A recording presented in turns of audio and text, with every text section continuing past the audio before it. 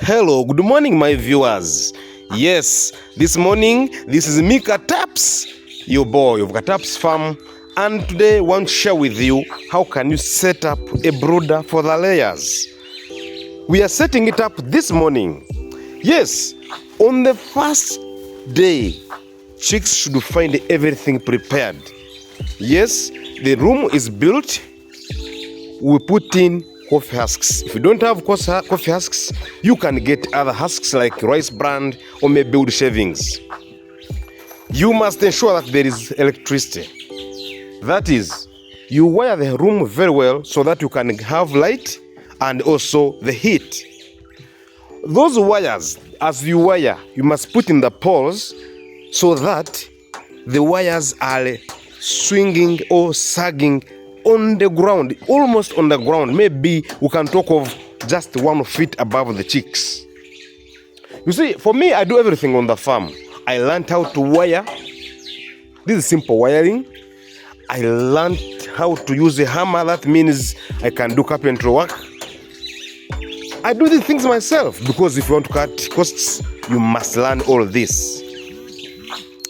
On this farm, Kataps always tries to motivate people who are watching.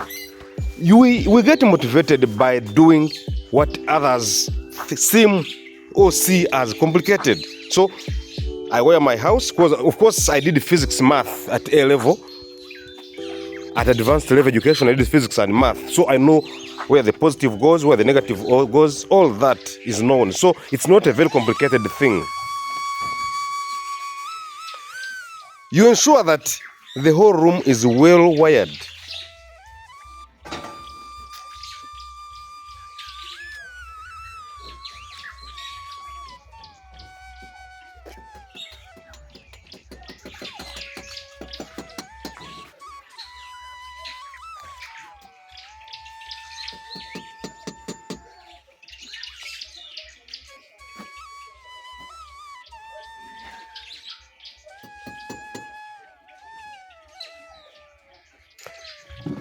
Wiring is done. So what we do, we bring in the plywood because we want to make the corners of the house, of the room, to be removed. Because if the corners are there, they will disorganize us.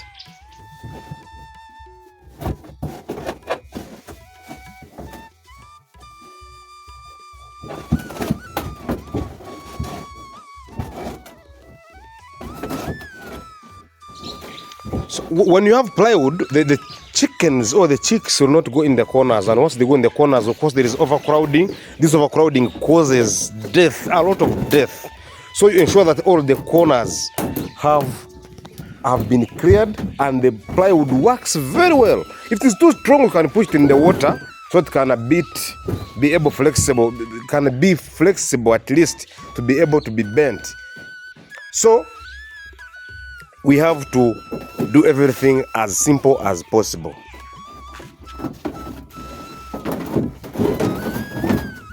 Remember, already have the husks there, then the plywood is in, electricity is in. Almost remaining to put in a polythene paper, or maybe we call it the brooder paper.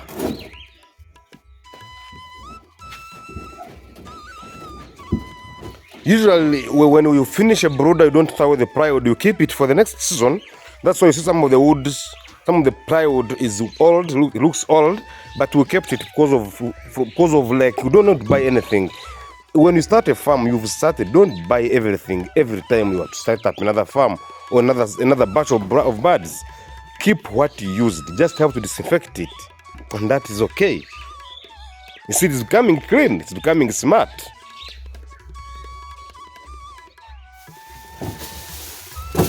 You ensure there is no small outlet because the chicks are so small they will get out. They keep disappearing.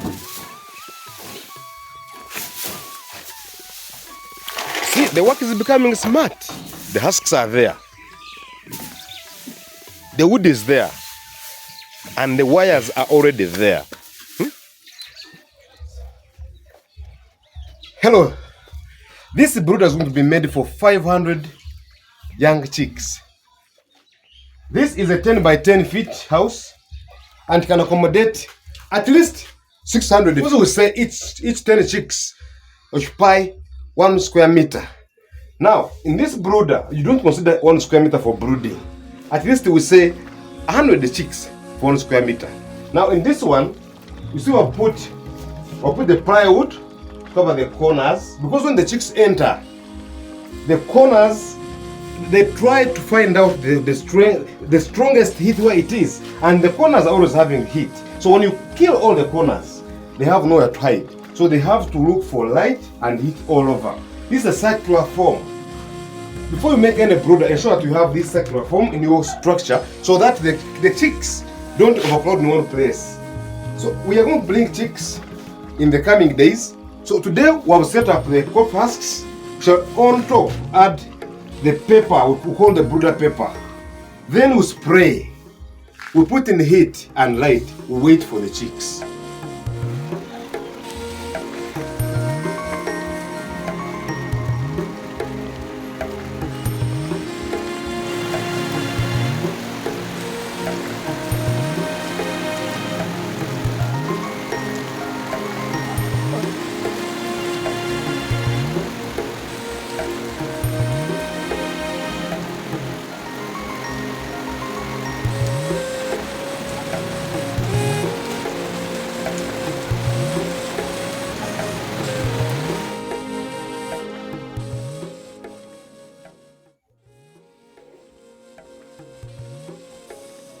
Yes, we have already put the coffee husks. Now, the setup of the plywood is done, coffee husks are done, and lighting is done. The next is to put a pot for emergency. The pot with charcoal, because this electricity may disappear.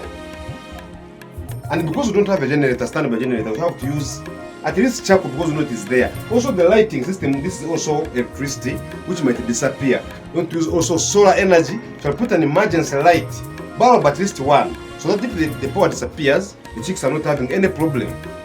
So this is our set brooder already. Next is to disinfect with a disinfectant. Then we move on step by step. We start by putting coffee husks. Now we put the power, that's the wiring, and it's done. Electricity is now lighting and see 200 watts each bulb. Now we have put the paper, this is the brooder paper, so that when the chicks come, they find it's late. There's nothing to pick.